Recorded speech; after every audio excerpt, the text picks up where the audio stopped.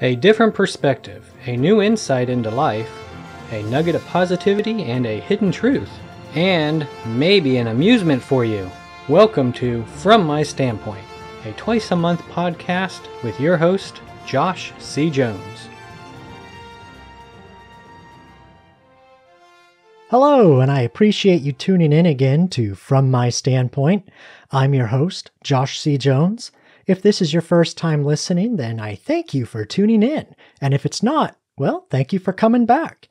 And don't forget that if you prefer to read, I suggest you check out the show notes, also known as the blog, at the website www.fromtheirstandpoint.com. That's from, T-H-E-I-R, standpoint.com, where I will sometimes add links and some extra information that may not make it in the podcast. All right. In this episode, I want to talk about something that is happening throughout our land. It is something that we are all involved in, for sure. And it is something that has occurred before many times in history. Now, you cannot see it in audio form. It is impossible to view the attached image or video with our eyes when something is in audio form only. Yeah, well, obviously, random voice of reason. Anyway, if you check out the show notes or the blog for this episode at www.fromtheirstandpoint.com and click on the menu blogs for this show, From My Standpoint, you would see a link to a video on YouTube. Now, in the video, there are two gazelles fighting each other while other gazelles are just standing around watching. These two gazelles are banging their heads and antlers together, trying to win a fight with each other. Just bam, bam, bam, bam. They just keep hitting each other. They just keep running their heads together, fighting. Why are they fighting? I do not know. But they are totally focused on hurting and beating each other. They are totally oblivious to all things around them. In fact, the other gazelles seem to have their attention solely on these two fighting gazelles, and they seem somewhat oblivious to anything around them as well. Well, while they are distracted in their fight, you can see a lion prowling in the distance. The lion then runs toward the gazelles. The two fighting do not notice the lion. Finally, when it is too late, the gazelles notice the lion and try to run to safety. They do not make it. Well, one unlucky one that was so focused on fighting does not make it. The lion pounces, and before the unlucky gazelle can take a few steps, it is taken down by the lion. As one person wrote on this video when I saw it floating around, as long as we are fighting our own, we won't see the real enemy coming. That is a powerful statement. If our eyes are focused on a distraction, if they are focused on the pettiness, if they are focused on destroying our neighbor, then our eyes will not be focused on the true enemy. Let me say that again. As long as we are fighting our own, we won't see the real enemy coming. Anytime we are blinded to reality, we are prone to the enemy's attack. The enemy is always lurking, always prowling, always hunting and searching and waiting for the right time to attack us. And what better way to attack than a surprise attack? But how do you surprise your prey? Well, random voice of questions, you get them unfocused. You get them to lose sight of you.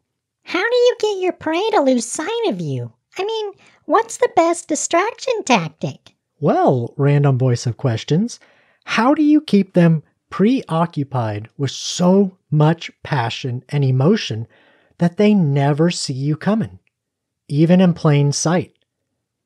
You turn them against each other. And what better way to sneak up and surprise your prey? You divide them amongst each other into class systems, into race, into genders, into identity politics, and any other division one can think of.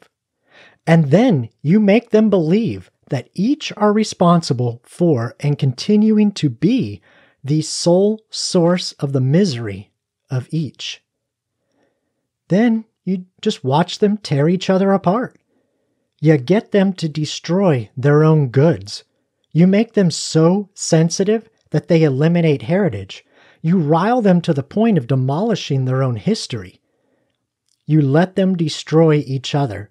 Then the enemy can easily swoop in and take control. As the prey are fighting and destroying each other and their own land and culture, the enemy can easily use this blinder and division tactic to take power and control and restructure things to fit their vision, to rebuild the self-imposed mess in their image. As the saying goes, unite we stand, divide it we fall. And thank goodness that could never happen to us. Why is that? I was waiting for you to ask. Thank you, Random Voice of Questions. Well, that is because we are American. And even with some uncomfortableness, as is the case with all in some parts of their history, we are always a proud and united people with a fascinating history and a strong heritage. We are too vigilant to ever be used and fall for the tricks of the enemy. We are too smart, too cunning, too intelligent, too aware to be duped. Heck, all of us, not just in America, but all of us in the world live in the digital age where we have all the information known to mankind at our fingertips at any given moment. We are the most informed generation to date. We know all the tricks, and we would see the enemy coming from miles away. It is not so much the blind leading the blind, because some of those who appear to be doing the leading are rarely blind, nor are they truly leading. I guess that is something to think about for sure, Random Voice of Reason. Well, at least, we're too smart, too intelligent, too vigilant to be ever duped or taken by surprise by the enemy. That is what we think. That we are too intelligent and aware of all to be duped. And I mean, why not? A lot of us in the world, especially us living in America, are, whether we wish to truly admit it or not, we are spoiled. We are. It's true. We are the most advanced, prosperous, and entitled country at this time. To us, oppression usually is having to pay for luxuries and privileges. It's still having to take personal risk in our wealth, our time, and security for our wants, and having to work, sometimes long hours, sometimes jobs we do not like and that we hate, just to earn enough money to support our privileged lifestyle that we refuse to lower the quality of for anything, and sometimes for anyone. But here is a thought. What if we are not just the most informed generation, as the saying goes, but also the most gullible? I don't mean gullible as in stupid, but gullible as in with all the information at our fingertips, we give little thought to actually learning most things. That is the what and why and history or context of things. And we more quickly believe whatever we are told, what we are told to read, what we see, and we believe it all without too much thought or research or questioning on our own end. I mean, if we are truly spoiled, then it just makes sense that we would become somewhat lazy. And in being lazy, we would seek the easy way and the easy answer.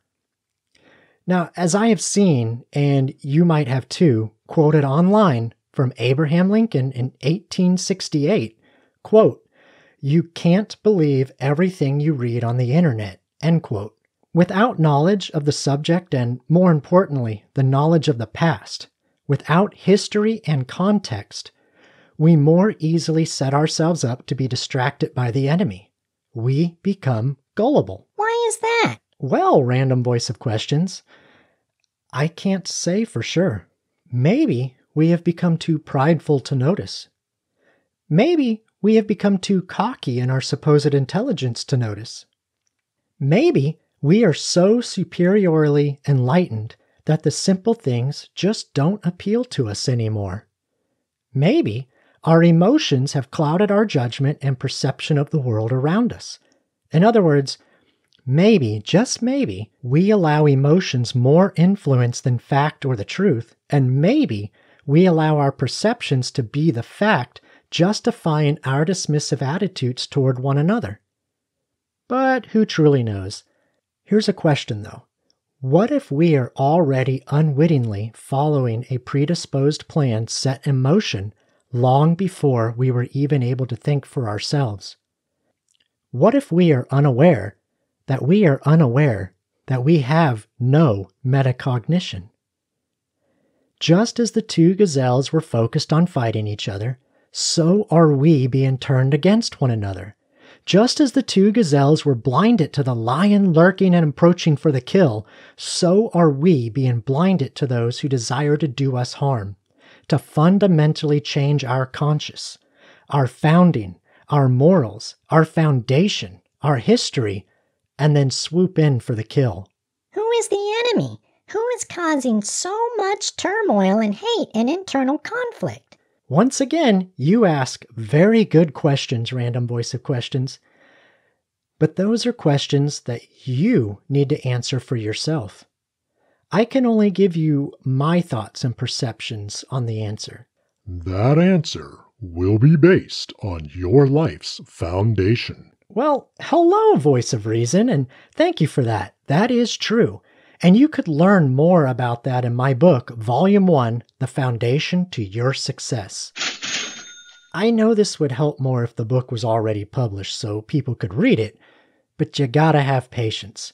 But you can start by asking and answering this question right now. What is it that you think you are to be vigilant to protect? Is it your family? Is it your personal welfare? Is it God? Is it your neighbor? Is it your belief? Is it your community? Is it your country? Is it a document? Is it your liberties and freedoms? Is it your personal perception? And once we figure this out, we can then begin to try and understand how we are being manipulated, used, and beguiled. Yes, I changed the tense to we because it is inclusive. You are not alone. I am not alone. We are not alone. We are we the people. Now, these are not all of them, but a few questions to think about are, do we hate, despise, label, or attack people based on ideological differences? Do we hate, despise, label, or attack people based on race, gender, ethnicity? Do we hate, despise, label, or attack people if they vote for a Democrat? How about a Republican? Do we hate, despise, label, or attack people for wearing apparel that we just do not agree with? Do we hate, despise, label, or attack people for their wealth? How about because of identity politics? Do we hate, despise, label, or attack people because of a perception of guilt or condemnation on our part that makes us feel a differing opinion is oppressive? Are we fighting to suppress ideas, beliefs, logic, perceptions, facts, political ideologies that we just do not like? Are we fighting our neighbor, our friends, our families over perceived identity divisions? Yes, and yes. The enemy is using our feelings, our emotions, our perceived enlightenment and intelligence to turn us against each other. Neighbor attacks neighbor. Teachers attack students. Students attack teachers. Friends attack friends. Family attacks family. And a country attacks itself.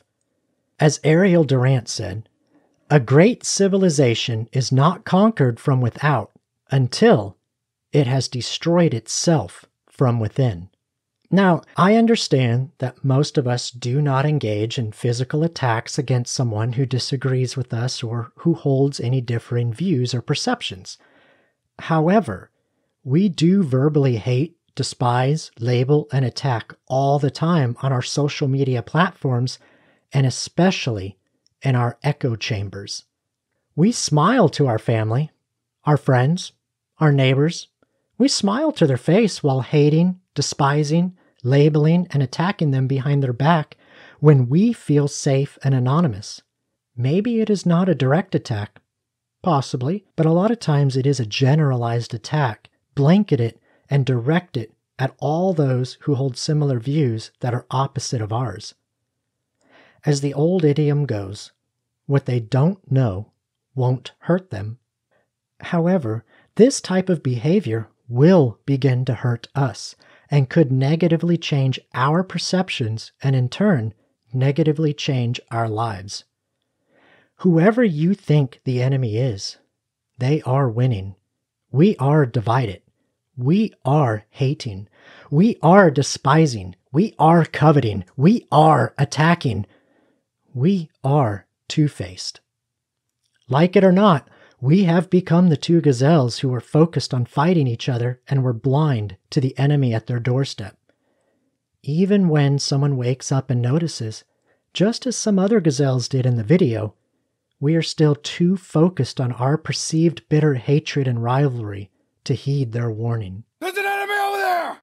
Enemy right there! Enemy right there! Shoot! The enemy's right there! Yeah, just like that. The enemy has been spotted by some.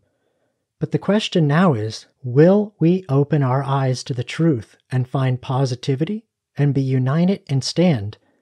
Or will we remain blinded, negative, preoccupied with hostility, distracted with fervent vile, and remain divided and fall? If you have not yet subscribed, then I encourage you to subscribe to From My Standpoint to ensure you receive a reminder when new episodes are released. You can follow me on Facebook at FM Standpoint, on Instagram at From My Standpoint, or visit the website www.fromtheirstandpoint.com. That's from, THEIR, standpoint.com, and click on my show, From My Standpoint. And now, what you've all been waiting for. It's the wisdom of Dad Joke. Let us be united, friendly, willing to listen and learn. Let's not be cold and pepper each other with negativity all the time. Let us not be like the chili pepper and always be jalapeno face. This has been From My Standpoint, a podcast to find a nugget of positivity and a hidden truth, encouraging and enlightening insight, entertaining a new perspective, and providing an amusement for you. We hope you were entertained, encouraged, enlightened, and enjoyed the show.